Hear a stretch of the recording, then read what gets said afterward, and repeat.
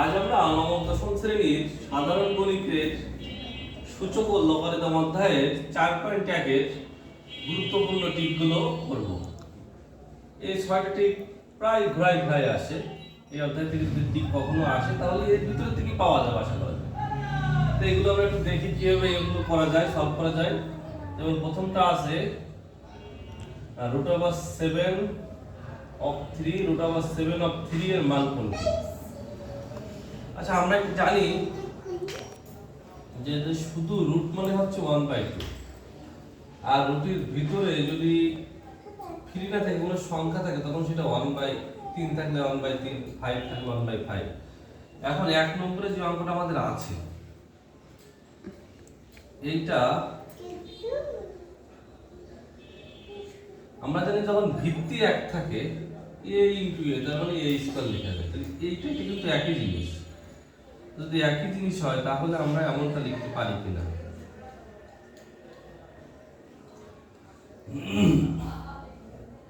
আচ্ছা, এখন এটা যদি আমরা ভেঙে দিই 1/3 হয় আর বাইরে আছে 2, তার মানে 7 এর পাওয়ারে 2/3 7 of 2/3। এখন এখানে খেয়াল করতে হবে যে কোনটার সাথে মিলে। এখানে সবগুলো রুট ওভার দিয়ে আছে, আমরা এটা এমন করতে পারি এই স্কোয়ারটা ভিতরে রেখে 1/3 বাইরে রাখতে পারি, তখন এটা কি দাঁড়াবে, এরকম হয়ে যাবে। তার মানে এটা হচ্ছে এটা উত্তর। তো এইভাবে আমরা এই অঙ্কগুলো সমাধান করতে পারি। এটা কিন্তু অনেকে ভুল করে। তো পরীক্ষার সময় যদি শর্টকাট নিয়ম মনে রাখা যায়, যেহেতু এই ভিতরে 7, এটাও 7, তাহলে 7 স্কয়ার ভিতরে, আর এটা যদি একই জিনিস এটা উপরে থাকবে, এমনটা যদি চিন্তা করা যায় তাহলেও কিন্তু করা যাবে।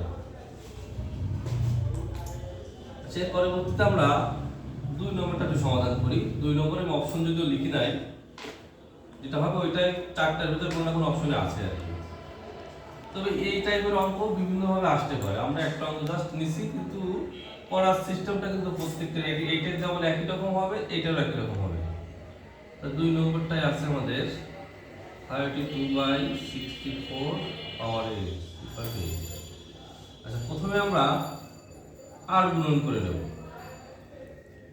তাহলে 8 * 64 পাওয়ার 8 * 32। এখন যদি আমরা 8 দ্বারা ভাগ করি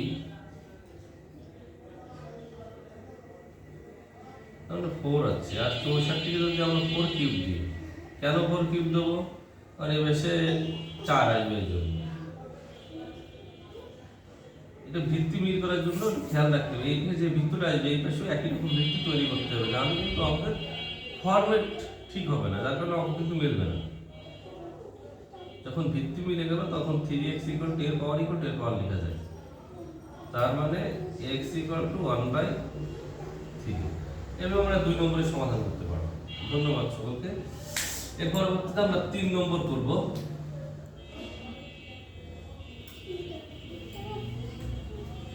আর 3 নম্বরটা কি আমরা এটার অপশন লিখিনি, এটা একইভাবে সমাধান করব আমরা। আমাদের 3 নম্বরে যেটা আছে √2 পাওয়ারে x + 1 = 16।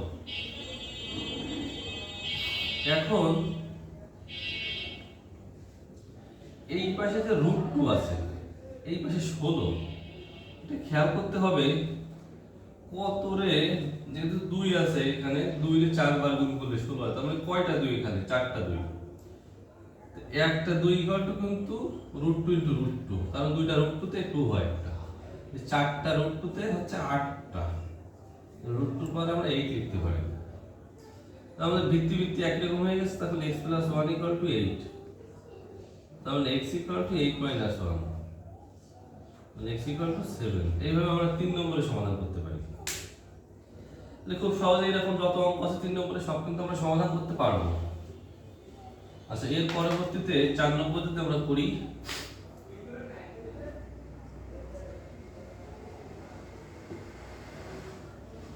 এইটা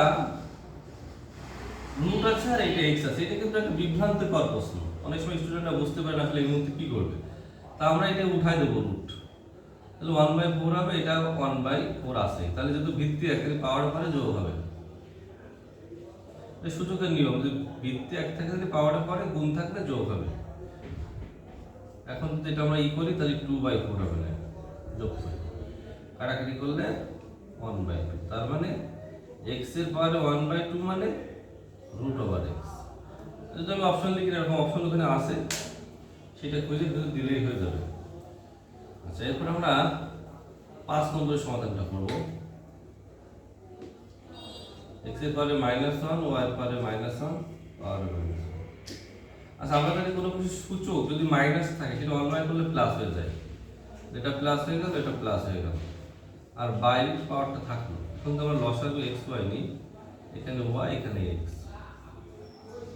ইনভার্স করে উল্টে যাবে, এটা x y উপরে x প্লাস y নিচে, এইভাবে কিন্তু 5 নম্বরটা সমাধান করতে পারবো খুব সহজে।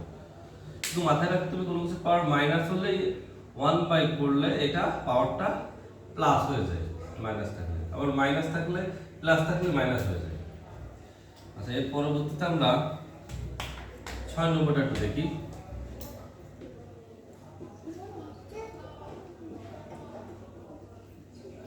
আচ্ছা, এখন এই জায়গা 3 আছে, 27 আছে, 9 আছে, এখন সবসময় নিচের ভিত্তিতে এটা নিয়ে আসার চেষ্টা করতে হবে। তার আমরা এখানে করব 3 থাক, 27 3 কিউব দিলে 27 হয়, আর 9 এর 3 স্কয়ার দিলে 9 হয়। তাহলে এখন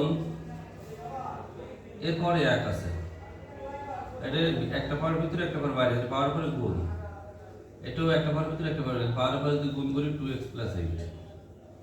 এখন যেহেতু ভিত্তি 1, তাহলে পাওয়ার পরে যোগ হবে 1 + 3x,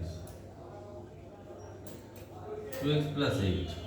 ভিত্তি 1, তাহলে লেখা যাবে 1 + 3x = 2x + 8। আচ্ছা, এখন 3x আছে, 3x এর বেশি করলে -2x, আর 8 - 1, তাহলে x = 7। এইভাবে খুব সহজে আমরা এই অঙ্কগুলো করতে পারবো। এই ধরনের যত অঙ্ক আছে সবগুলো কিন্তু ঘোড়ায় ঘোড়ায় 4 ঘন্টা করে এই 6টা টিক যদি ঠিকভাবে করা যায়, তাহলে 4টা টিক থেকে যদি কোনো টিক আসে তাহলে কিন্তু আমরা খুব সহজেই অঙ্কগুলো করতে পারবো। ধন্যবাদ।